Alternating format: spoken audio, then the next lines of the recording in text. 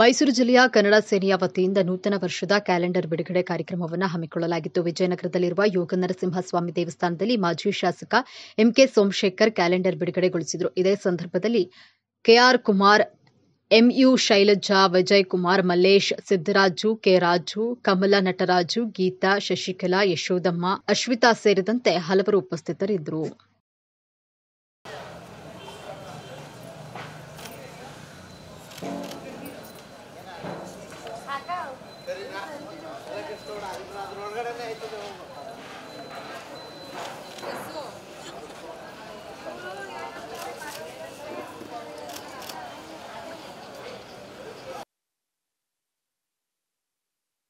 ಇವತ್ತು 2024 ಕ್ಯಾಲೆಂಡರ್ಗಳನ್ನ ಬಿಡುಗಡೆ ಮಾಡ್ತಾ ಇದ್ದೀವಿ.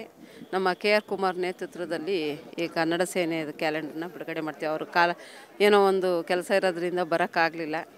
ಹಾಗಾಗಿ ನಾವೇ ಎಲ್ಲ ಸೇರಿ MLA ಸೋಮಣ್ಣ ಸಾರು ಮತ್ತು ಪಳಿನಿ ಸಾರು ಹಾಗೂ ಮತ್ತು ನಮ್ಮ CEO ಶ್ರೀಧರ್ ಸಾರು ಅವ್ರ ನೇತೃತ್ವದಲ್ಲಿ ಮತ್ತು ಸ್ವಾಮೀಜಿಯವರ ನೇತೃತ್ವದಲ್ಲಿ ಕ್ಯಾಲೆಂಡರ್ನ ಬಿಡುಗಡೆ ಮಾಡ್ತಾ ಇದ್ದೀವಿ. ಕನ್ನಡ ಸೇನೆ ಕರ್ನಾಟಕ ಜೈ. ಈ ದಿನ 2023 ಕಡೆ ದಿನ.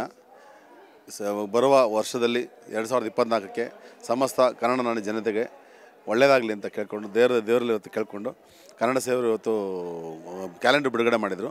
ಆದ್ದರಿಂದ ಎಲ್ಲರಿಗೂ ದೇವರ ಆಶೀರ್ವಾದ ಬರಲಿ ಅಂತ ಕೇಳ್ಕೊಂಡು ಸಮಸ್ತ ನಾಡಿನ ಜನತೆಗೆ ಇದಾಗಲಿ ಅಂತ ಆಶೀರ್ವಾದ ಕೊಡಲಿ ಅಂತ ಕೇಳ್ಕೊಳ್ತೀವಿ.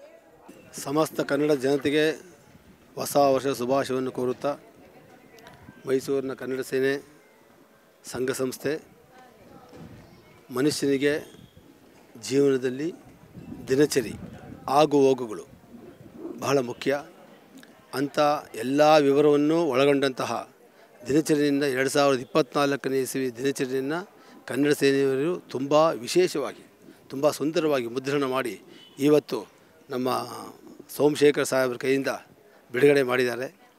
ಇವರಿಗೆ ವರ್ಷ ಇನ್ನೂ ತುಂಬ ಹೆಚ್ಚಾಗಿ ಸಮಾಜ ಸೇವೆಯನ್ನು ಮಾಡಲಿ, ಇಂಥ ಒಳ್ಳೆಯ ಕೆಲಸವನ್ನು ಮಾಡಲಿ ಅಂತ ಭಗವಂತ ಪ್ರಾರ್ಥನೆ ಮಾಡಿಕೊಂಡು ಅವರಿಗೆ ಇನ್ನು ಆಯುಸ್ಸು, ಆರೋಗ್ಯ, ನೆಮ್ಮದಿ, ಐಶ್ವರ್ಯ ಎಲ್ಲವೂ ಸಿಗಲಿ ಅಂತ ಪ್ರಾರ್ಥನೆ ಮಾಡಿಕೊಂಡು